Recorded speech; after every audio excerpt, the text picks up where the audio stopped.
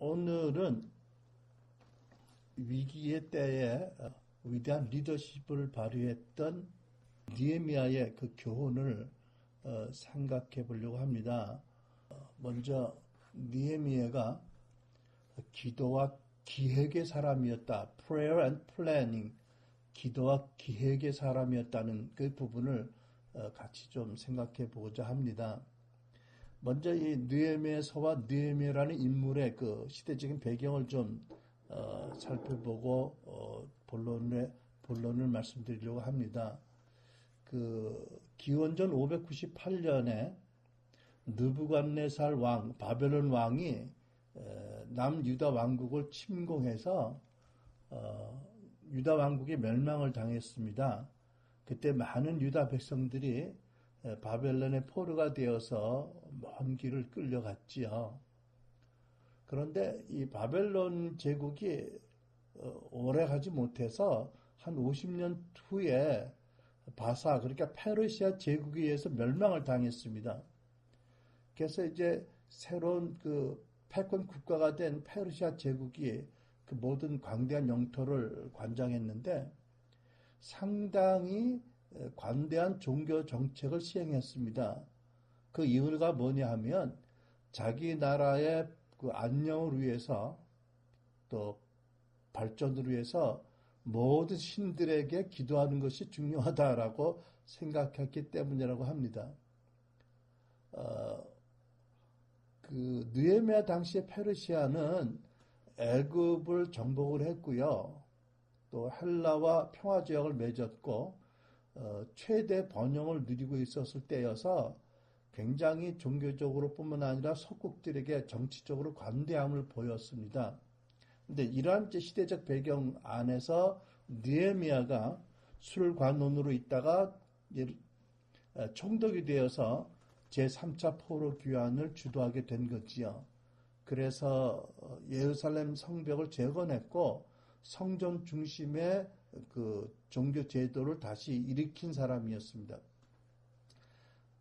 그 당시에 바벨론은 지금 말하면 이라크 지역에 기반을 둔 나라였고요. 페르시아는 지금의 이란 지역에 기반을 둔 나라였습니다. 둘 다 같은 회교도 국가였지만 그 민족적 혈통도 다르고 민족적인 기질도 많이 달랐습니다.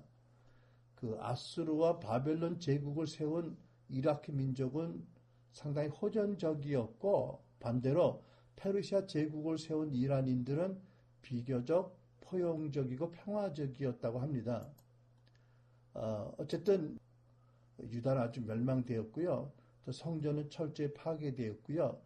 예루살렘 도시와 또 도시를 둘러싼 성벽도 황폐하고 무너진 상태로 있었습니다. 그러다가 기원전 537년에 선지자 예레미야의 예언이 성취가 되었습니다. 그래서 페르시아의 고레스 왕이 원하는 유대인들은 고국에 돌아가서 예루살렘을 재건하라는 칙령을 발표했습니다. 이것이 1차 포로 귀환이었고요. 60년 후에 1차 포로 귀환 후 60년 지났을 때 페르시아의 아닥사스다 왕이 그 제사장 간문의 학사 에스라에게 많은 재정을 주고 원하는 포로들을 데리고 귀국을 해서 예루살렘 성전 여호와의 전을 수리하게 했습니다. 이것이 이제 2차 포로 귀환이었고요. 그리고 2차 포로 귀환이 있은 지 12년이 지났습니다. 그때 이제 본문 보면 1장 11절에 보면 페르시아 아닥사스다 왕 제20년에 그 느헤미야라는 유대인이 아닥사스다 왕의 술관원이 되었습니다. 당시 왕의 술관원은 아주 특별한 그 책무를 가진 역할을 했습니다. 그러니까 왕이 마시는 술을 미리 다 시음하고 또 왕이 먹는 음식물도 다 미리 맛을 보고 올려드리는 일을 했고요. 나아가서 왕의 침소를 살피는 일, 그리고 왕의 신변 경호까지 책임을 졌습니다. 그러니까 왕의 최측근이지요. 왕의 가장 신임받는 사람이고요. 그래서 왕의 행정과 통치에 큰 영향력을 미쳤습니다. 그 당시는 술 관원이 군대 사령관, 국방부 장관보다 더 큰 권세를 가졌다고 합니다. 옛날에 어느 정권 때 그 경호실장이 이런 일을 다 해서 엄청난 그런 권세를 누렸고 그 결과로 또 자기가 섬기던 분이 죽게 됐다고들 하는데 아무튼 이제 술관원이라는 역할이 아마 그런 경호실장과 같은 그런 역할이었던 것 같아요. 이 느헤미야는 그 바벨론의 포로로 끌어온 부모에게 출생되어서 말하자면 이민 2세로 바벨론에서 성장한 사람인데 이제 궁전에서 오래 일을 하다가 결국 술관원이 되었겠죠. 그러니까 당연히 모르드게나 또 에스더 왕비를 잘 아는 관계였을 것으로 보여집니다. 그렇지만 느헤미야가 섬긴 왕은 에스더의 남편인 아하수에로 왕이 아니었고요. 그 다음 왕인 아닥사스다를 섬겼습니다. 이제 그때는 그 1, 2차 포로 귀환을 해서 이미 돌아간 유대인들이 예루살렘 성전을 재건했습니다. 그러나 아직 성은 여전히 무너진 상태로 있고 도시가 많이 파괴된 상태로 있었고 또 성벽도 허물어진 상태에 그대로 있었습니다. 그런데 이제 느헤미야가 돌아가서 한 일, 큰 일 두 가지 중에 한 가지가 도시의 성벽을 보수하고 재건한 일인데 그 당시 그 도시의 성벽은 대단히 중요한 그런 의미가 있었습니다. 그 시대에 도성을 둘러싼 성벽이 무너졌다는 것은 적의 침입을 맞을 방어수단이 없다는 것을 의미했고요. 그러니까 그 시민들에게는 항상 불안과 두려움과 패배의식을 갖게 했고 소망 없음을 의미한 것입니다. 드디어 이제 느헤미야가 오랫동안 궁에서 일을 하다가 대페르시아 제국의 최고 권력자인 왕의 최측근으로 출세를 했습니다. 그러니까 그가 드디어 올라선 그 지위를 잘 보존했다면 아마 평생 큰 권세와 부귀를 누리고 잘 살 수 있었을 것입니다. 그렇죠? 그런데 이제 어느 날 이제 일이 생기기 시작했습니다. 그 느헤미야의 동생 하나니가 그 형과 함께 수산에 살고 있다가 이제 먼저 포로 귀환을 해서 유대로 돌아갔었는데 그가 몇 사람과 함께 수산에 있는 형에게 돌아와서 유다와 예루살렘의 형편에 대해서 보고를 했습니다. 1장 2절. 그 얘기는 예루살렘 사람들이 성전은 재건했는데 성벽이 없는 관계로 자주 그 원수들의 침공을 당하고 능욕을 당하고 고통을 당하고 있다. 이렇게 소식을 전했습니다. 그때 이런 소식을 들은 느헤미야가 크게 마음이 슬퍼져서 그래서 며칠간 안타까움 가운데 금식하고 하나님께 기도를 했습니다. 결국 이제 느헤미야는 과정을 통해서 하나님께 큰 은혜를 입어서 그 왕의 임명을 받고 허락을 받고 축복을 받아서 유다 총독이 되어서 귀국을 하게 되었고요. 결국 예루살렘 성벽 재건의 대과업을 맡게 된 것입니다. 자, 이제 이런 그 배경 속에서 느헤미야가 유대에 돌아오기까지 어떤 과정을 거쳤는지를 우리가 1장, 2장에 살펴보면서 하나님께서 우리에게 주시는 교훈들을 받게 되기를 원합니다. 첫째로 보기 원하는 것은 느헤미야는 하나님께서 자기에게 주신 그 거룩한 부담감, 그 거룩한 동기부여를 받아들였습니다. 그 1장 1절로 3절을 보면 이런 말씀이 있지요. 1절 하가라의 아들 느헤마의 말입니다. 아닥사스다 왕 20년 기스를 월 내가 수산성에 있을 때에 내 형제 가운데 하나니가 몇몇 사람들과 함께 유다에서 왔습니다. 그래서 나는 포로로 잡혀오지 않고 그곳에 남아있는 유다 사람들의 안부와 예루살렘의 형편을 물었습니다. 3절 그들이 내게 말했습니다. 포로로 잡혀오지 않고 그 지방에 남아있는 사람들은 지금 큰 고난과 수모를 당하고 있습니다. 예루살렘 성벽은 무너졌고 그 성문들은 다 불에 탔습니다. 이런 보고를 듣고 느헤미야가 크게 슬퍼해서 이제 그 동일시 회개하면서 금식하며 기도가 시작되었습니다. 그래서 우리가 이제 곧 보겠습니다만 4절로 11절에 기록된 기도를 보면 느헤미야는 이렇게 믿었습니다. 이스라엘이 바벨론에게 점령당하고 또 포로로 끌려온 것은 하나님을 배신하고 각종 우상을 섬겼고 많은 죄악을 범하고도 오랫동안 회개하지 않았기 때문이었다라고 믿은 것입니다. 사실 하나님께서는 이스라엘이 멸망당하기 전까지 여러 선지자들을 보내셨어요. 그래서 거듭 회개하도록 촉구했지만 사람들이 전혀 듣질 않았습니다. 결국 하나님께서 미리 경고하신 대로 적군이 침공했고 많은 사람들이 죽었고 많은 사람들이 포로로 끌려갔습니다. 전쟁을 통해서 엄청난 비극과 고통을 겪고 많은 것을 잃어버리고 또 포로가 된 사람들이 그 엄청난 재앙을 당하고 고통을 당하고서야 때늦게 회개하기를 시작했어요. 그런데 하나님께서 인자하셔서 그들이 회개하는 모습을 보시고 그들을 용서하셨어요. 그리고 이제 하나님께서 그들을 회복하기를 원하셨고요. 그들에게 안전과 평강과 고토를 다시 주기를 원하셨습니다. 하나님은 그들이 이제 포로의 땅에서 약속 땅으로 되돌아와서 더 이상 이방 나라의 포로로 노예로 살면서 당하는 그 많은 고통, 깊은 그런 수치, 절망, 무기력, 환난에서 구원해 주길 원하셨던 거지요. 이제 그런 상황에서 하나님께서는 이러한 당신의 회복의 계획을 이루시기 위해서 한 사람을 택하셨습니다. 믿음의 사람 느헤미야를 택하셨고 당신의 마음을 부어주셨고요. 거룩한 동기를 또 부담감을 부어주셨습니다. 느헤미야는 그 하나님이 부어주시는 거룩한 그 부담감을 받았기 때문에 그 고국의 소식을 듣고 그렇게 슬퍼하며 울며 회개하며 동일시 회개하고 하나님께 간구하고 탄원한 것지요. 여기서 보면 우리는 하나님께서 늘 당신의 마음을 구하는 사람을 쓰시는 것으로 알 수가 있습니다. 그렇죠?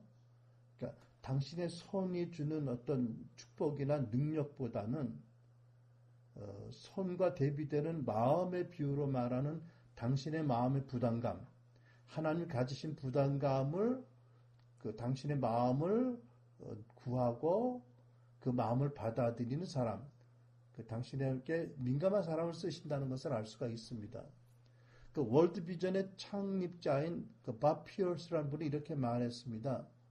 하나님, 당신의 마음으로 아프게 하는 것이 내 마음도 아프게 해주세요. 라고요. 아마 우리도 이렇게 기도해야 되겠지요. 근데 생각해 보면 하나님이 주시는 거룩한 부담감은 언제나 사람들을 위한 부담감이지요. 그러니까 하나님은 결국 자기 주변 사람들의 필요와 그들의 고통과 문제에 대해서 예민한 사람들을 쓰시기를 기뻐하신다. 는 것을 우리가 알 수가 있겠습니다. 그러니까 주변 사람들에게 무심한 사람들을 쓰시기는 합당하지 않은 거예요. 그죠? 예수님께서 이 세상에 하나님 나라를 세우시고 온 인류를 구원하기 위해서 오셨지만 동시에 늘 당신과 함께하고 당신을 따르던 제자들의 생각과 마음의 생각 그리고 필요에 대해서 늘 민감하셨어요. 그러니까 두 가지를 주님은 민감하게 또 성실하게 하셨던 것을 우리가 볼 수가 있습니다. 그래서 저는 여러분 먼저 우리가 받아들일 교훈은 느헤미야가 그랬고 우리 주님이 또한 그러셨던 것처럼 하나님께서 이 시대를 살아가는 우리들에게 주시기 원하는 부담감이 있다면 마음을 열고 그것을 받아들여야 된다고 믿습니다. 여러분, 느헤미야는 하나님이 주신 부담감을 받아들여서 슬퍼하고 울며 기도하고 그의 삶을 다시 한번 헌신했지요. 하나님은 그 힘으로 사람들의 마음을 바꾸시는 분이 아니기 때문에 느헤미야처럼 자원해서 또는 민감해서 하나님의 마음에 동의하고 마음을 받아들이고 그 마음을 따라서 믿음으로 행하는 사람들을 찾으시고요. 오늘날도 그렇게 하신다고 믿습니다. 두 번째 보기 원하는 것은 뭐냐면 느헤미야는 하나님께서 주신 부담감을 받아들이고 그것을 이루기 위해서 행동, 액션하기 전에 먼저 충분히 깊이 기도를 했습니다. 그렇죠? 4절로 11절에 그 내용이 자세히 기록되어 있습니다. 4절 나는 이 말을 듣고 그만 주저앉아 울고 말았습니다. 그러니까 하나님의 큰 부담감이 임한 거지요. 털썩 주저앉고 울기 시작했어요. 나는 몇 날 며칠 동안 슬픔에 잠긴 채 금식하면서 하늘의 하나님 앞에 기도하며 5절 말했습니다.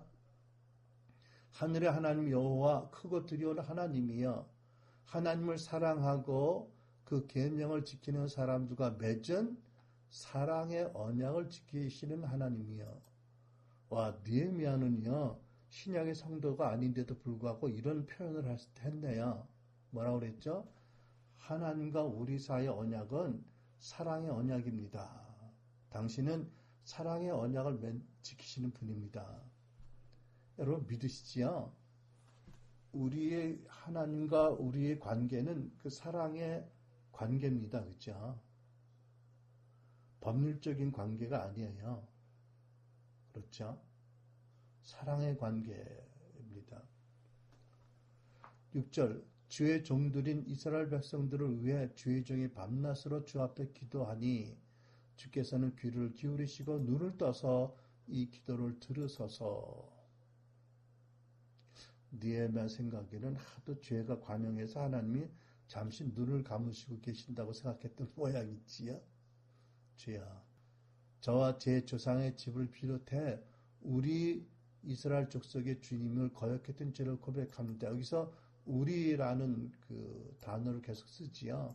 결국 사실 느헤미야는 바벨론 포로의 부모 밑에 출생한 이민 2세니까 정확히 따지면 바벨론 침공의 빌미가 된 그 죄를 직접 지은 건 아닌 사람이에요. 그죠? 하지만 그는 하나님 앞에서 한 민족의 구성원으로서 동일시 회개를 합니다. 굉장히 중요한 그런 나라와 민족을 위해 기도할 때 굉장히 중요한 믿음의 요소 있지요. 원리입니다. 7절 우리가 주께 매우 악하게 굴었습니다. 주께서 주의 종 모세에게 주신 계명과 율례를 또 규례를 우리가 지키지 않았습니다. 8절 주께서 주의 종 모세에게 하신 말씀을 기억하소서. 너희가 만약 죄를 지으면 내가 너희를 여러 민족들 가운데로 흩어버릴 것이고.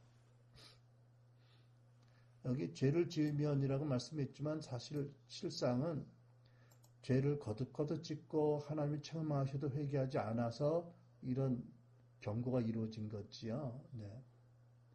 9절 만약 너희가 내게 돌아와 내 계명을 지키면 너희 포로된 사람들이 하늘 끝에 있더라도 내가 그들을 거기에서부터 불러 모아 내 이름을 위해 선택해 놓은 곳으로 약속의 땅으로 데려올 것이다 라고 하시지 않았습니까? 여기 보세요. 하나님께서는요.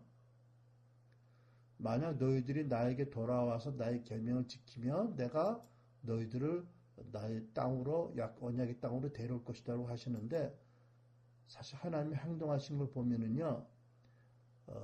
회개하는 것부터 마음의 감동을 받으시고 하나님께서 마음이 동하셔서 이미 사유를 결정하셨어요. 그죠? 제 얘기는 아직 뭐 충분히 포로로 있으면서 하나님의 계명을 지킬 입장도 아니었어요. 그죠?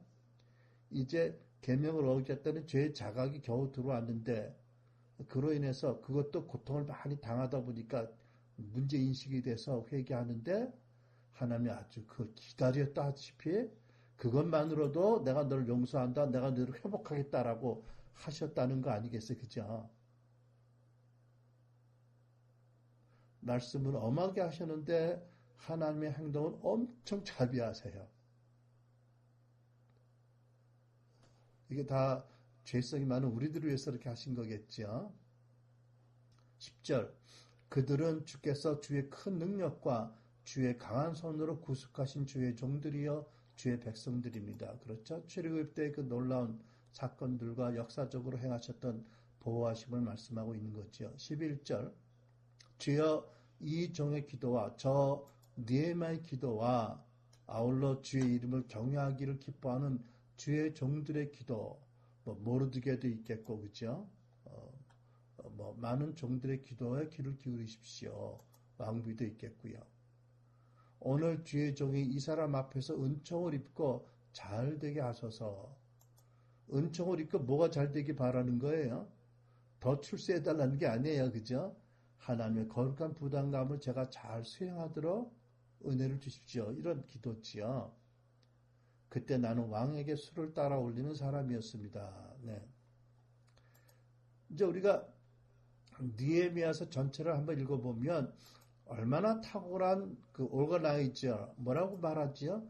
조직가였는지 조직가가 뭐 정확한 표현. 그 다음에 그 동기부여자입니다. 리더십이 아주 중요한 덕목이 동기부여를 잘하는 분이고 아주 탁월한 매니저, 경영자였어요. 그렇죠? 그런데 무엇보다도 그는 기도의 사람으로 이 느헤미야서에 소개가 되고 있습니다. 그러니까 여기 느헤미야서에 보면은 느헤미야가 기도한 기도를 9번이나 기록될 정도로 그는 기도의 사람으로 이렇게 소개가 되고 있습니다. 자, 그런데 한 가지 생각해 볼 것은 뭐냐면 우리가 또는 느헤미야가 하나님의 분명한 뜻을 이루기 위해서 왜 기도해야 할까? 이런 질문이 있을 수 있겠죠. 하나님 뜻을 이루기 위해서 왜 우리가 기도하고 금식해야 될까? 첫째로 여러분, 우리는 기도를 통해서 우리가 하나님 뜻을 이루기 위해서 여전히 하나님이 절대적으로 필요한 분이라는 것과 계속해서 하나님을 믿음으로 의지하겠다는 것을 하나님께 아뢰어드리는 방편이기 때문에 기도해야 됩니다. 그러니까 결국 기도하지 않는다면 자기 힘으로 자기가 원하는 것을 이룰 수 있다고 믿는 거 아니겠어요? 근데 요한복음 15장 5절을 보면 예수님께서 너희가 나를 떠나서는 아무것도 할 수 없다고 말씀하셨어요. 그러니까 아무것도 할 수 없는 건 아니죠. 인간적으로, 육신적으로 여러 가지 할 수 있지만 하나님 보시기에 의미 있는 것은 하나도 아닌 거예요. 그렇죠? 그러니까 하나님 보시기에 의미 있게 살려면 늘 기도로 나와 연결되어 있어야 된다. 이런 말씀이 있죠. 네. 여러분, 우리가 무엇을 성취하고 시작하려면 특별히 하나님의 어떤 뜻을 이루어드리기 위해서는 전적으로 처음부터 끝까지 하나님을 의지해야 되지요. 이런 그 믿음의 선택과 믿음의 의지를 하나님께 알리기 위해서 그리고 계속 하나님을 의지하기 위해서 그리고 영적 세계에 선포하기 위해서 우리가 기도를 해야 합니다. 물론 하나님께서는 우리가 입을 열어 기도하기 전에도 이미 그걸 아시지요. 그러나 하나님께서는요. 마음에 있는 것을 입술로 고백하는 것과 마음에 있는 믿음으로 행동하는 것을 온전한 믿음으로 보시는 하나님이시기 때문에 그것을 기도로 고백하고 기도로 아뢰는 것을 기뻐 받으시는 분이기 때문에 우리가 기도합니다. 아울러서 우리는 그 공중권세 잡은 사단과 마귀, 사단 그리고 영계의 모든 존재들에게 우리가 기도함으로써 우리는 주 예수를 믿음으로 택했고 성령께 순종해서 하나님의 뜻을 이루어드리겠다는 것을 분명히 거듭 저들에게 공고할 필요가 있다고 저는 믿습니다. 그래서 우리가 기도를 해야 되고요. 두 번째, 하나님의 그 큰 뜻을 이루어드리기 위해서 기도해야 할 두 번째 이유는 뭐냐면 그 마음에 하나님의 거룩한 부담을 받아서 우리가 인간이기 때문에 어쩔 수 없이 가지게 되는 무거운 짐, 마음의 짐, 뭐 스트레스를 기도로 하나님께 맡겨드려야 되기 때문인 거지요. 여러분, 그 느헤미야가 자주 기도한 이유 중에 하나는 저는 이렇게 봅니다. 그가 엄청난 과업을 부여받고 큰 스트레스를 받았을 것이다.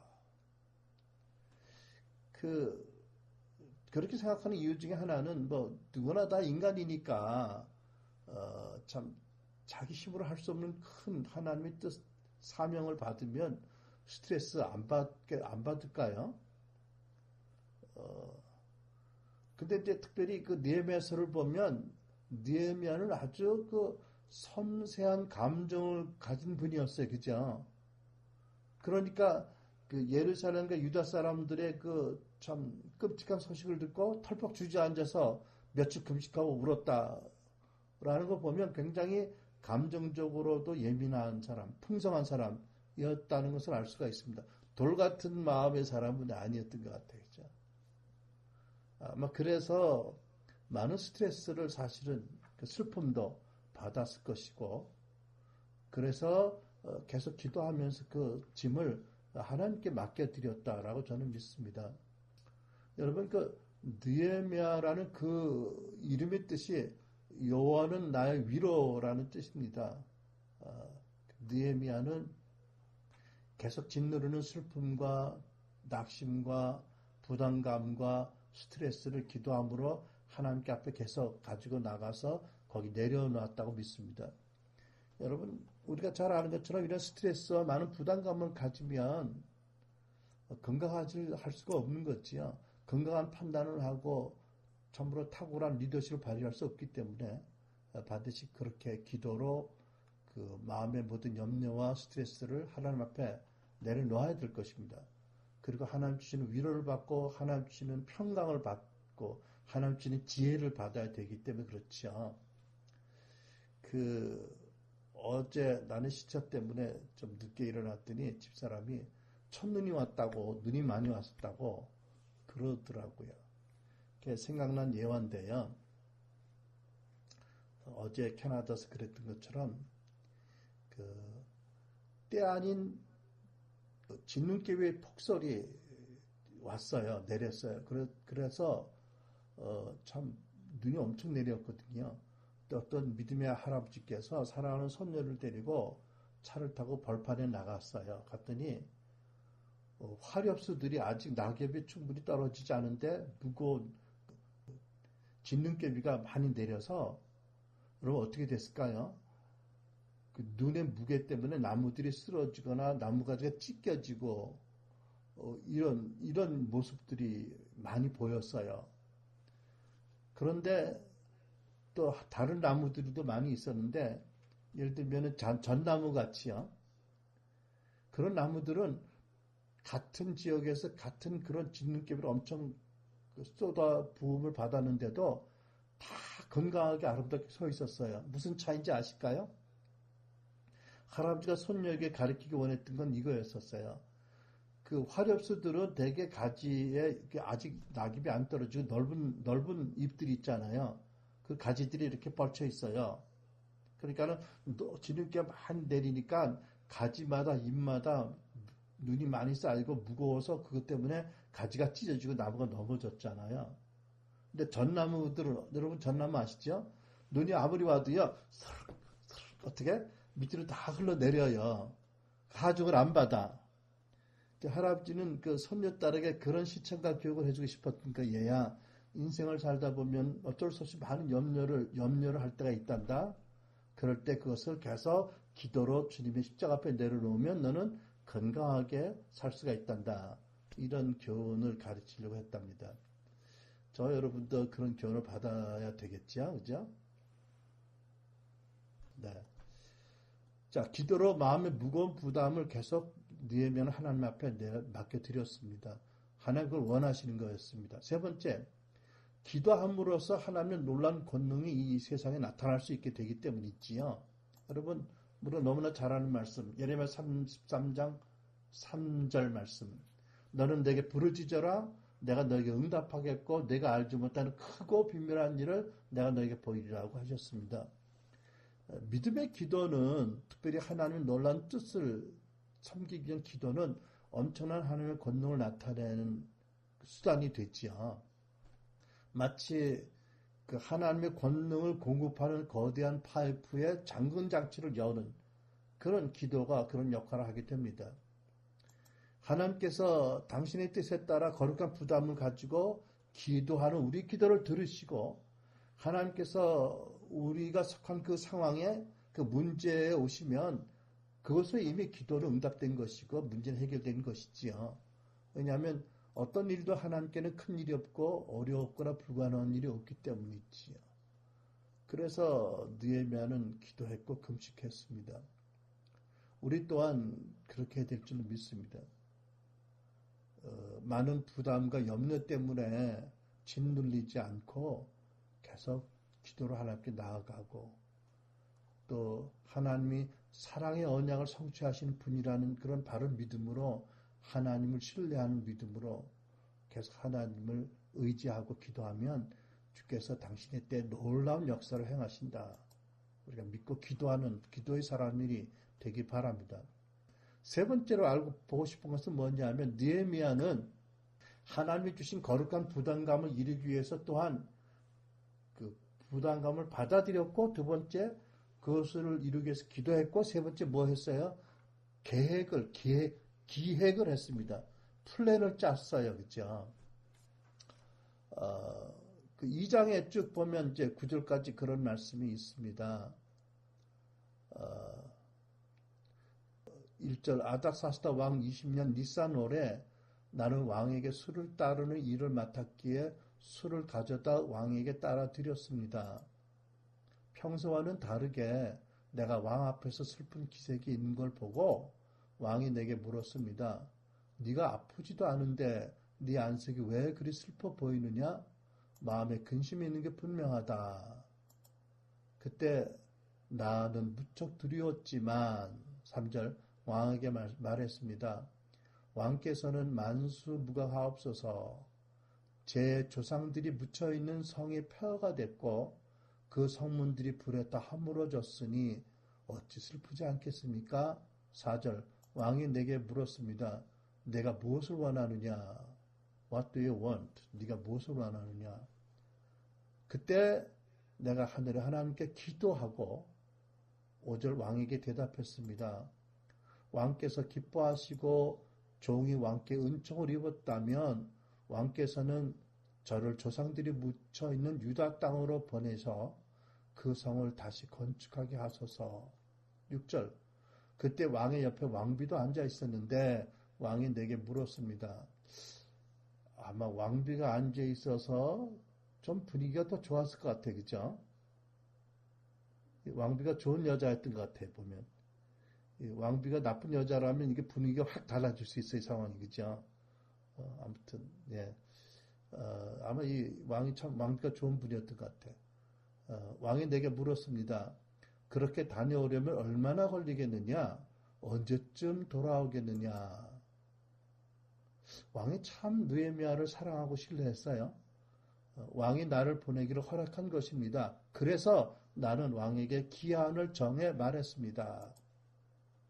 7절 내가 다시 왕에게 말했습니다.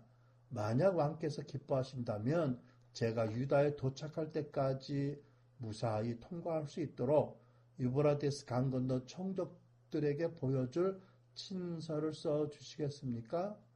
8절 그리고 왕의 살림감독 아삽에게 친서를 내리셔서 성전 옆 성문과 성벽과 제가 살게 될 집의 들보 제목을 내주도록 해주십시오. 왕은 내게 허락해 주었습니다.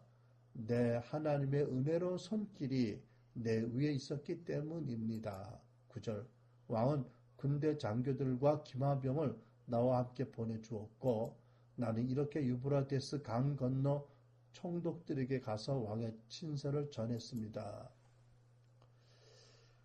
자, 느헤미야는 기도의 사람이었다고 말씀드렸죠. 근데 여기서 보는 것은 뭐냐면, 느헤미야는 플랜을 미리 할 줄 아는 그런 기획자였습니다.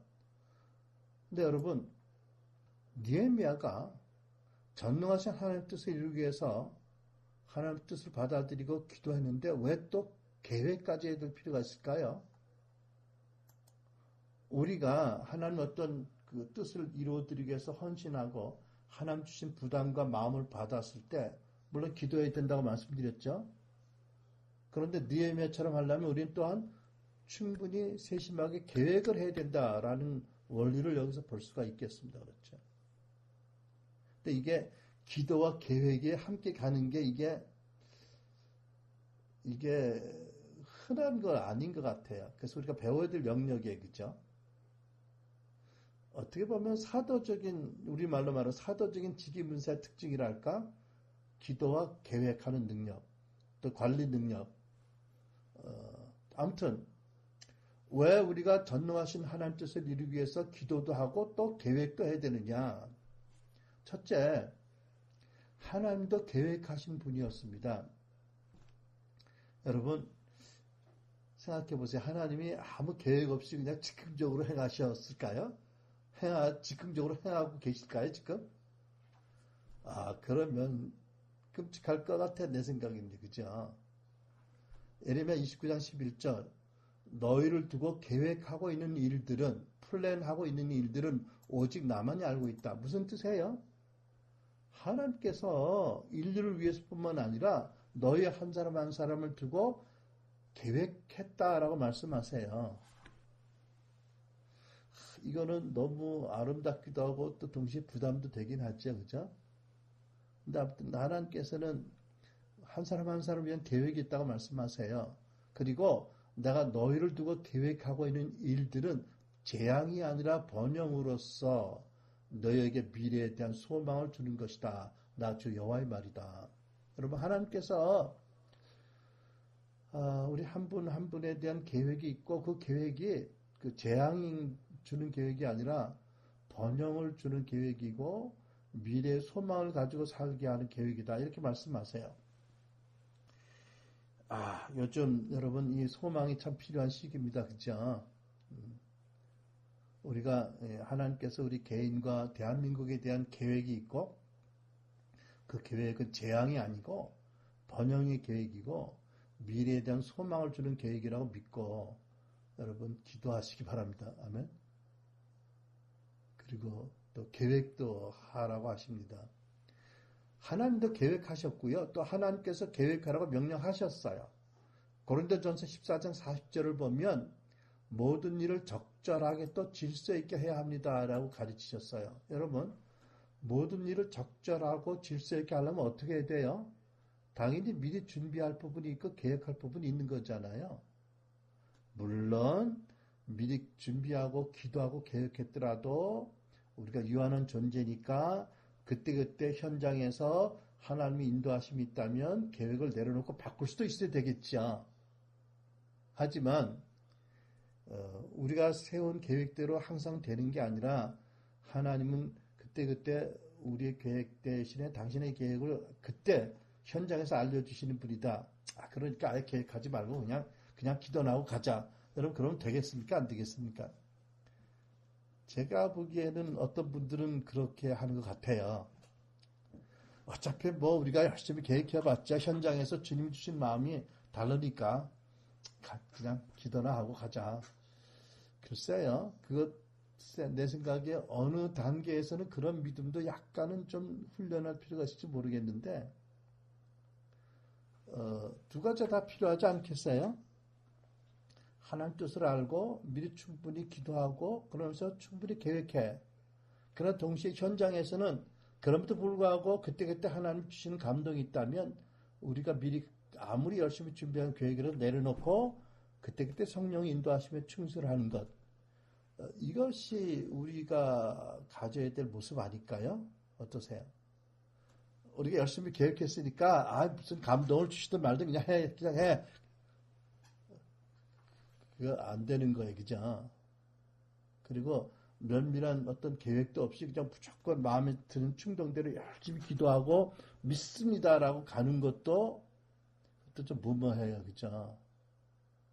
참 느헤미야는 정말 밸런스가 맞춰진 아주 원숙한 탁월한 지도자. 그러니까 그 이민 2세가 되어서 세계를 제패하는 페르시아 대국의 대왕의 최측근이 된 거겠죠. 그죠? 그 결코 우연은 아닐 거예요. 근데 하나님이 어쨌든 그런 많은 훈련과 더불어 그 영성을 쓰고 계시고 또 그를 인도하고 계시고 있어요.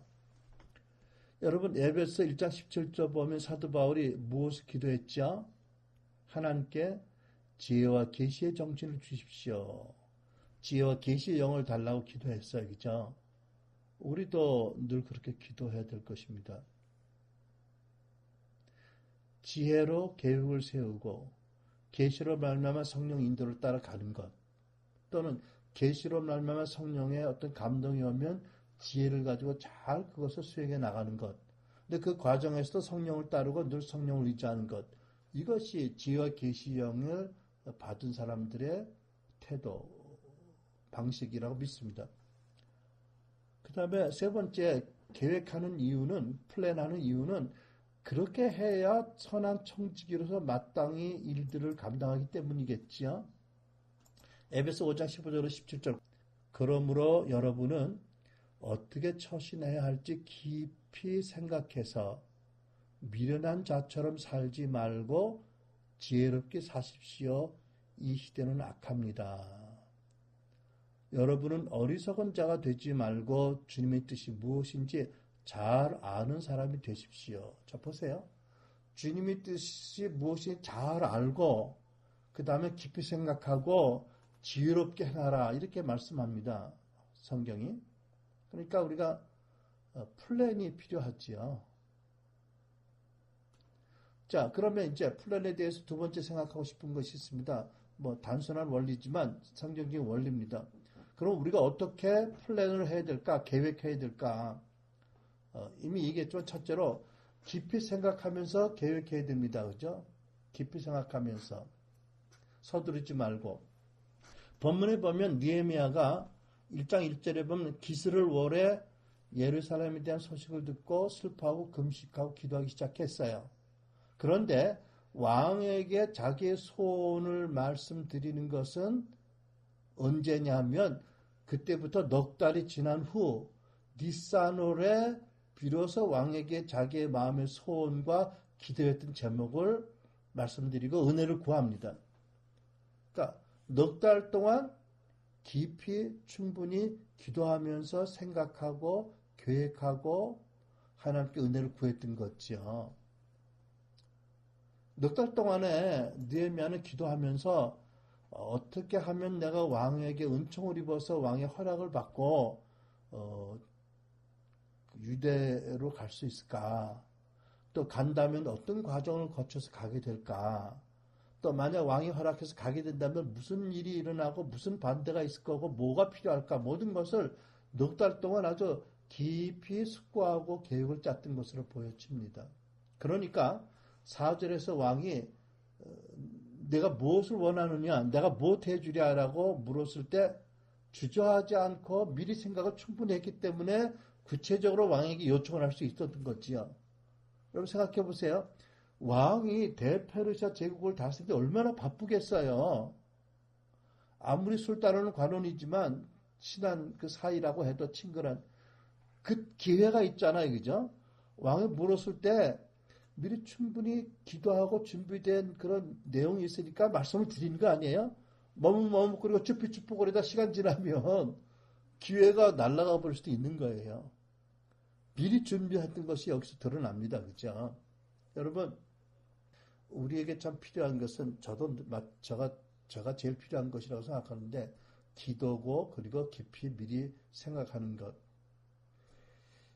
이제 와서 뭐 기도가 필요하고 깊이 생각하는 게 필요하다고 말하는 게 좀 못하긴 하지만 그래도 죽는 날까지 사는 날 동안 필요하지 않겠어요. 그죠? 우리 좀 성격이 급한 편이었거든요. 지금도 좀 급한 편이긴 한데 이런 교훈이 사실은 준비한 저를에게 주시는 교훈이라고 믿습니다. 근데 how about you? 여러분들은 어때요? 네. 여러분들에게도 필요한 교훈이라고 믿습니다. 우리가 깊이 기도하고 서두르지 않고 깊이 생각하면서 하나님께 나아가면 하나님 놀라운 생각과 계획과 전략을 주세요. 그죠? 네. 하나님은 그렇게 뭐 기다릴 필요가 없는 분이지만 우리를 사랑하셔서 우리가 성장하도록 그렇게 할 때 기다릴 때 놀란 생각과 아이디어와 계획과 전략을 주시는 분이세요.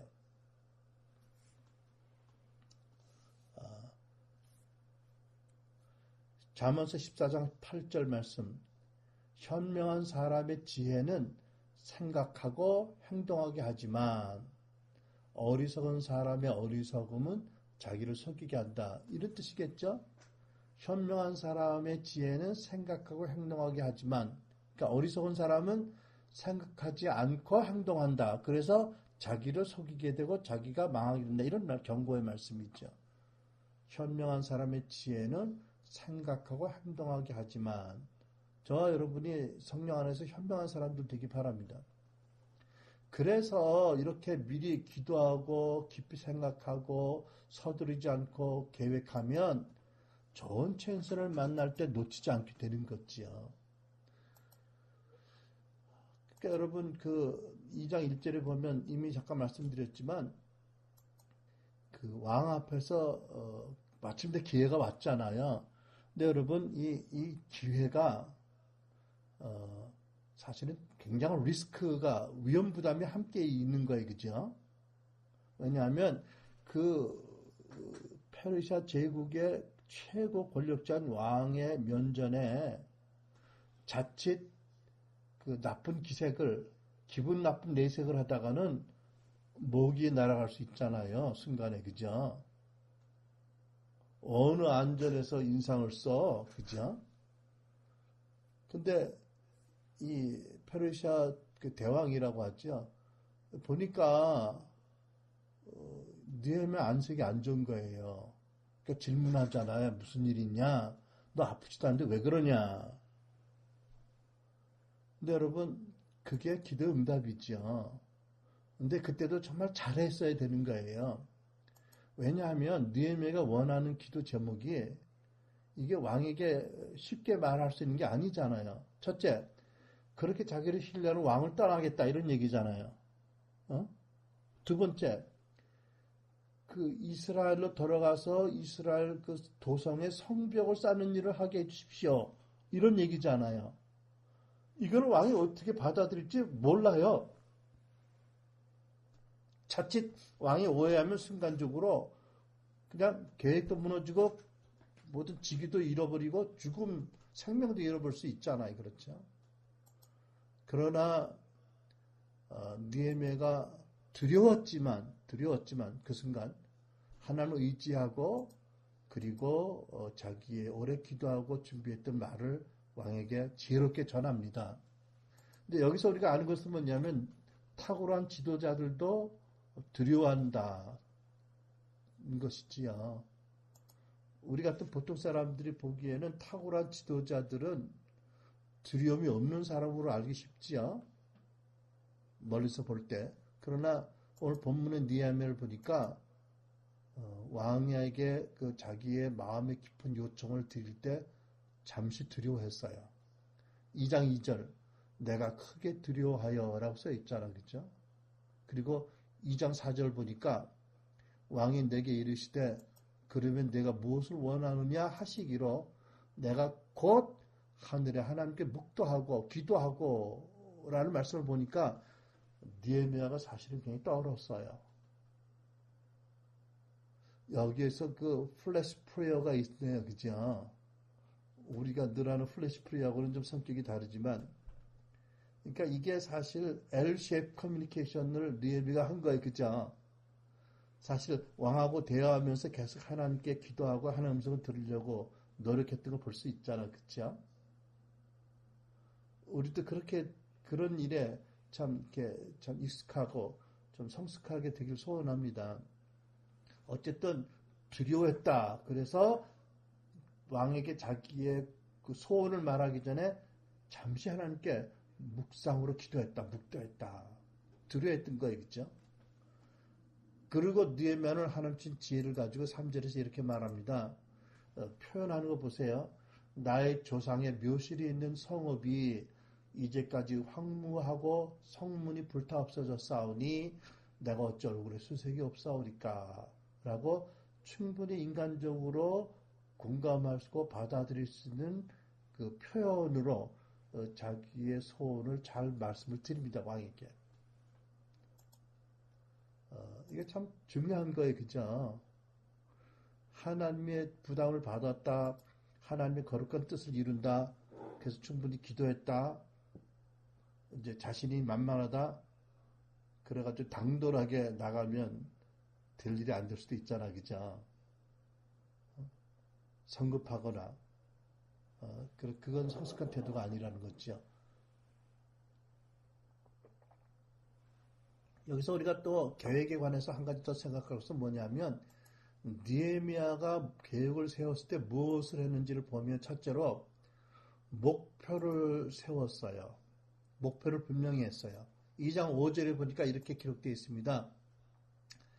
왕에게 고하되 왕이 만일 즐겨하시고 이 종이 왕의 목전에서 은혜를 얻어 싸우면 나를 유다 땅 나 열조의 조상의 묘실에 있는 성읍에 보내어 그 성을 중건하게 하옵소서 하였는데 목적이 뭐라고요? 성벽을 중건하도록 나를 보내주세요 라고 분명하게 자기의 목적을 아주 지혜롭게 간청하는 모습으로 방도로 왕에게 전달합니다. 그러니까 여러분 마찬가지지요. 우리가 무엇을 잘 하려면 계획을 세워야 되는데 계획을 세우는 가운데 가장 중요한 것은 뭐냐면 목적이 무엇이냐, 목표가 무엇이냐가 분명하게 정리가 되어야 되는 거죠. 정립이 되어야 돼요. 목표와 목적이 불분명하면 이룰 수 있는 게 없어요. 나는 어떤 사람이 되기 원하나, 나는 무엇 하기를 원하나, 그죠? 나는 또 무엇을 이루기 원하나, 이런 분명한 목적이 있어야 됩니다. 여러분 어떠세요? 뭐 장기적인 그런 목적도 있고 플랜도 있고 단기적인 플랜이 있겠지만 아무튼 이런 게 있어야 됩니다. 분명한 목적이요, 그죠? 이제 사람들이 목적을 세우는데 흔히 두 가지 실수를 합니다. 첫째는 너무 쉬운 목표를 설정하는 것. 또 두 번째는 또 어떤 목적을 너무 빨리 성급하게 이루려고 하는 것. 이 두 가지를 이제 범하기 쉬운 실수가 있는데 그렇게 해서는 안 될 것입니다. 그렇죠? 하나님이 주시는 그 부담감을 가지고 큰 계획과 목적을 세우고 하나님의 은혜로 말미암아 하나님의 도우심으로 하나님이 또한 그것을 이루게 하도록 우리가 해야 될 것입니다. 우리의 현재 능력으로 이룰 수 없는 큰 계획을 세우고 목표를 세우고 기도하면서 깊이 생각하면서 시간과 정성을 들여서 준비하되 하나님이 인도하셔서 이루게 하는 것. 그것이 우리의 방편이 되어야 될 줄 믿습니다.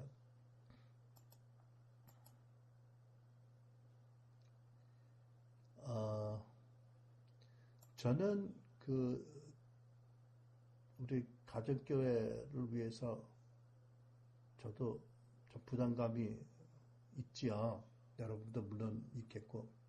근데 이제 그 중에 하나, 저의 목적의 하나가 뭐냐면, 저는 우리 성도 여러분 순환 가정교회에 6가지 큰 어떤 주제들의 티칭이 확립이 되어서 여러분의 믿음의 기초가 되기를 원하는 것들이 있어요.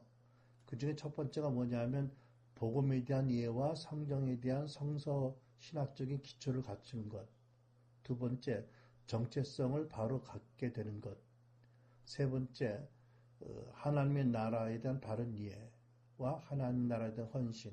네 번째, 속사람의 변화와 성화와 또 치유.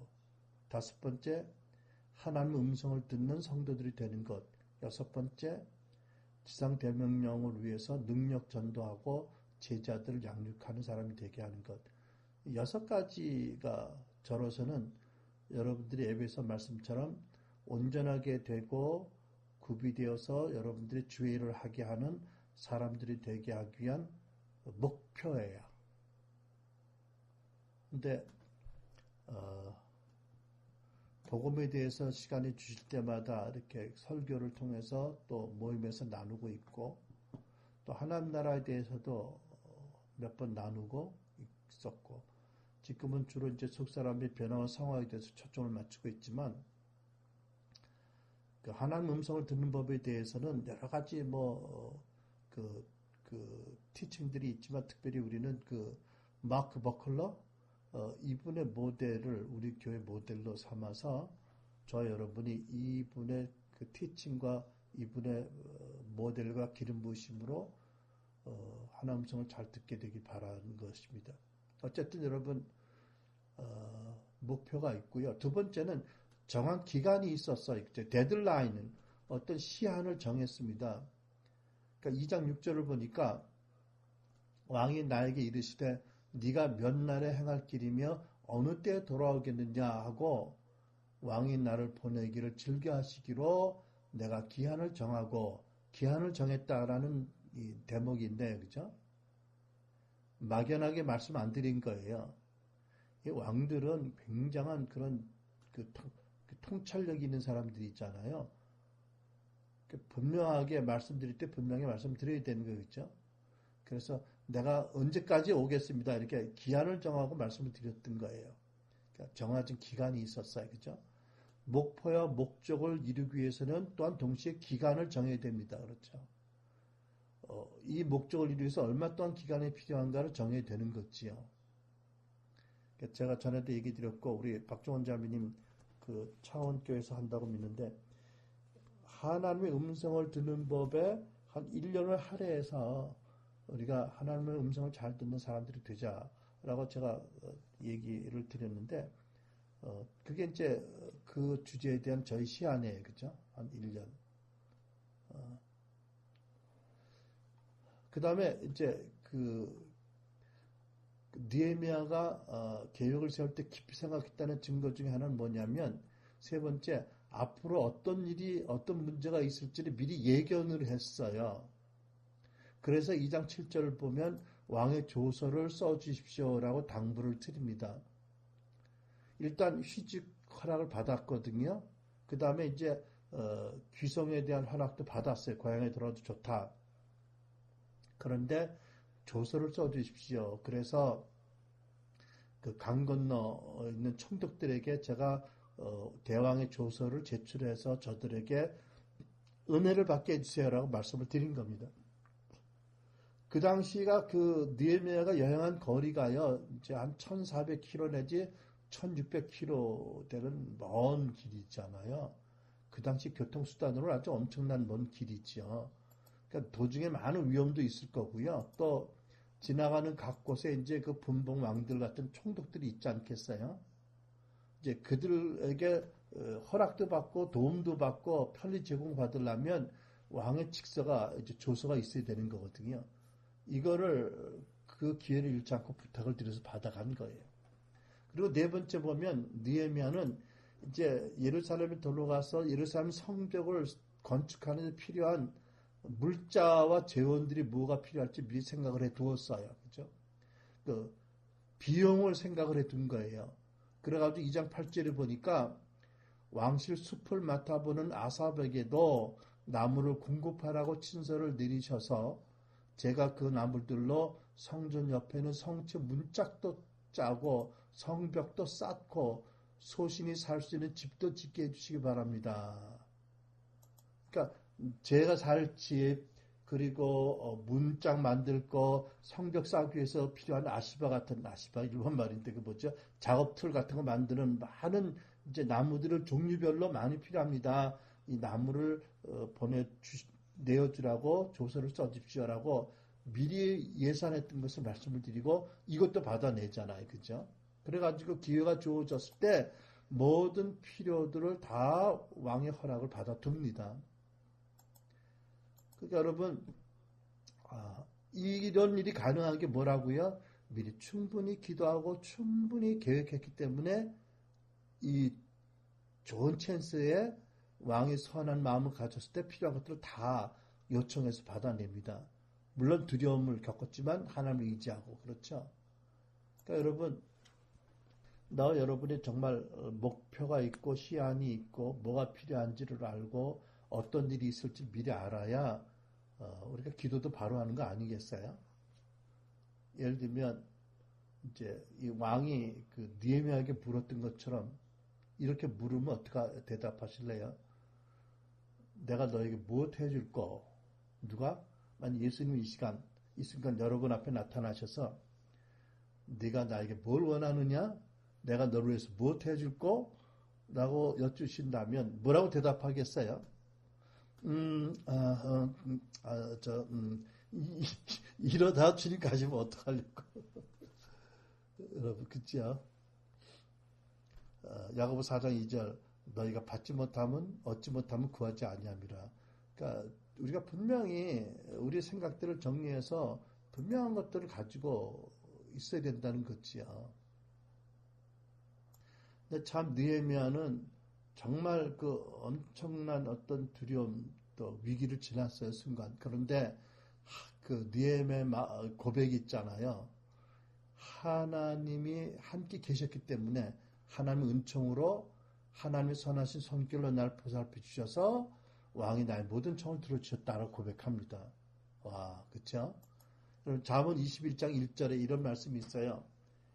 왕의 마음을 여호와께서 마치 보의 물같이 움직이신다. 그가 임의로 인도하신다. 이런 말씀이 있죠. 그러니까 느헤미야가 이런 그 믿음을 가져서 그 두려움을 그 리스크 위험 부담을 무릅쓰고 기도를 많이 하고 계획하고 검토했기 때문에 잘 말씀을 드렸어요. 그래서 결국 이제 이 왕과의 관계에서 누구보다 중요한 느헤미야에게 좀 하나님의 은혜를 입고 하나님의 뜻을 잘 이루도록 좋은 축복된 출발을 또 총독이라는 직임을 맞아서 이제 가게 되는 것을 보게 됩니다. 자, 결론입니다. 여러분, 하나님께서는 이 느헤미야라는 인물을 통해서 우리에게 좋은 모델을 제시하고 계시는 줄 압니다. 하나님께서는 우리도 이렇게 성숙한 믿음의 인물들이 되도록 우리에게 느헤미야를 알게 하신다고 믿습니다. 저 여러분이 다 느헤미야 같이 여러 면에서 성숙하고 능력 있는 그리고 정말 하나님을 신뢰하고 사랑하는 사람들이 되기 바랍니다.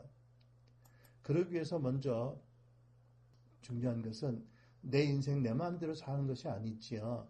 하나님 주시는 거룩한 부담감을 받아들이는 것으로 시작해야 됩니다. 거룩한 부르심을 받아들여야 됩니다. 두려움 때문에 또 불신앙 때문에 하나님 앞에서 마음의 문을 닫아서는 하나님이 원하는 사람으로 세워지거나 하나님이 부르신 목적을 이루지 못하게 되지요. 하나님께서는 오늘날도 언제든지 느헤미야를 찾듯이 당신의 계획을 이룰 사람들을 찾고 계십니다. 당신의 마음을 받아들일 사람, 다른 말로 말하면 주위 사람들, 동시대 사람들의 필요와 문제에 대해서 마음이 열려있는 사람들을 찾으십니다. 자기중심적이 아닌 이웃을 사랑하는 그리스도 안에서 그런 마음, 책임감을 느끼는 사람들 찾으시는 거지요. 그리고 그런 사람을 보시면 하나님께서는 뭘 주세요? 거룩한 부담감을 부어주세요. 거룩한 부담감을 부어주십니다. 그러면 이 거룩한 하나님 신 부담감을 받은 사람은 어떻게 돼요? 어떤 정서적인 어떤 격동기를 지날 수도 있겠지요. 느헤미야처럼 슬퍼서 털퍽 주저앉아서 3일 동안 울며 금식했다든지 뭐 이런 충격이 올 수 있는 거예요. 그죠? 그리고 그로 인한 스트레스를 받아서 기도하지 않으면 안 되겠지요. 그러나 동시에 기도하면서 하나님의 은혜를 구할 뿐만 아니라 깊이 생각하고 계획을 세우고 문제들을 미리 예견하고 어떤 대가 지불이 필요한지 무엇이 필요한지 미리 살펴보는 사람들이 되어야 됩니다. 근데 아까도 말씀드렸지만 교회 안에서 어떤 분들은 기도는 많이 하시는데 계획성이 부족한 분들이 있고요. 또 계획과 기획은 열심히 하는데 기도가 부족한 분들도 있어요. 우리는 두 가지 다에 능한 사람들, 성숙한 사람들이 되시기 바랍니다. 이제 그렇게 하다 보면 하나님 은혜 가운데 기회가 열리면 도와줄 수 있는 사람들에게 도움을 구체적으로 필요를 얘기할 수 있는 그런 기회가 주어질 수 있고요. 도움을 달라고 구체적으로 요청을 해야 됩니다. 그렇죠? 제가 잘 못하는 건데 저도 다시 한번 이걸 접수합니다. 그러면 하나님께서 그들의 마음도 움직이셔서 당신의 일을 하기 위해서 필요한 모든 어떤 재원들이나 인력들이나 또 헌신자들이나 만남들을 통해서 또 필요가 채워지고 그래서 하나님의 계획하시고 원하는 부담 주시는 이루게 하시는 거지요. 여러분 이제 이러한 그 성경적인 교훈, 영적 원리를 우리가 듣고 우리의 삶에 적용해 봐야 될 줄 믿습니다. 예를 들면 영적 성장의 부분에서 얘기한다면 영적으로 성장하기를 원하는 마음이 있다면 여러분들이 있는 줄 압니다만 있다면 그것은 여러분의 마음이 소원일 수도 있지만 하나님 주신 부담이고 거룩한 부르심의 부담이에요. 그죠? 그러면 먼저 그것을 해서 기도를 시작해야 됩니다. 그죠? 그리고 계획을 세웁니다. 기도하면서. 그리고 목표를 정하고 기간을 정하고 또 무엇이 필요한지가 조사가 돼야 되고요.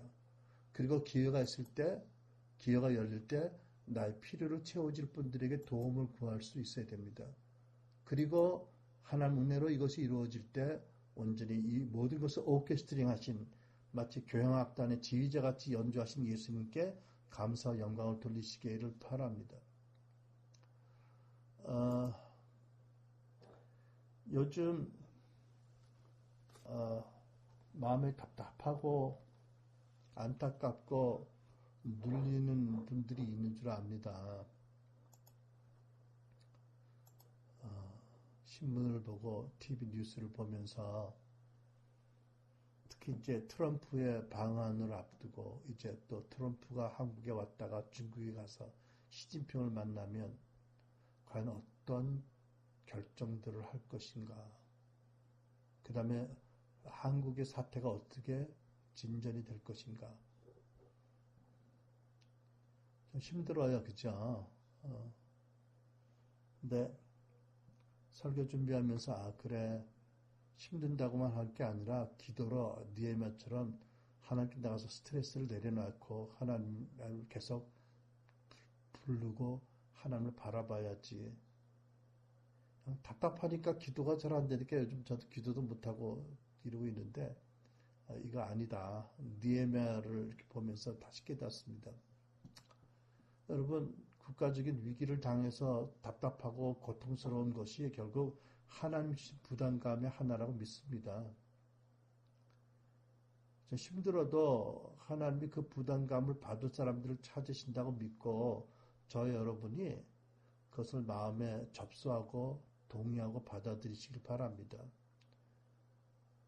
그리고 이렇게 생각하지 말아야 됩니다. 이 엄청난 사태에서 나 한 사람이 기도한다고 뭐가 달라질까? 근데 여러분 느헤미야가 이렇게 11절에 기도했잖아요. 저의 기도와 함께 주의 이름을 경외하기를 기뻐하는 주의 종들의 기도를 기울이시고, 그러니까 느헤미야가 이렇게 말씀드려요. 저의 기도를 하나님 들어주세요. 저뿐 아니라 또한 제가 모르는 하나님을 경외하는 많은 그런 중보자들, 많은 기도자들의 기도를 들으셔서 은혜로운 손길을 베풀어 주세요라고 기도하잖아요. 근데 그런 사람들이 하나 둘 다 내가 이 엄청난 일을 당해서 기도한다고 무슨 의미가 있을까 싶어서 뒤로 물러나면 하나님이 찾으시는 중보자들이 없는 거예요. 그죠? 하나님의 부르심을 받아들이기 바랍니다. 그리고 왕들의 마음이 여호와의 손에 있는 것을 믿고 뭐 트럼프든 문재인 대통령이든 뭐 시진핑이든 또 아베든 뭐 심지어 김정은이 또 왕의 축에 들어가겠죠. 현실적으로 아무튼 하나님의 손에 있다는 것을 믿고 우리가 기도하길 바랍니다. 물론 이 일에 대해서 우리가 계획할 것은 많지 않지만 그럼에도 불구하고 이건 할 수 있잖아요. 믿음의 상상을 할 수 있잖아요. 그렇죠?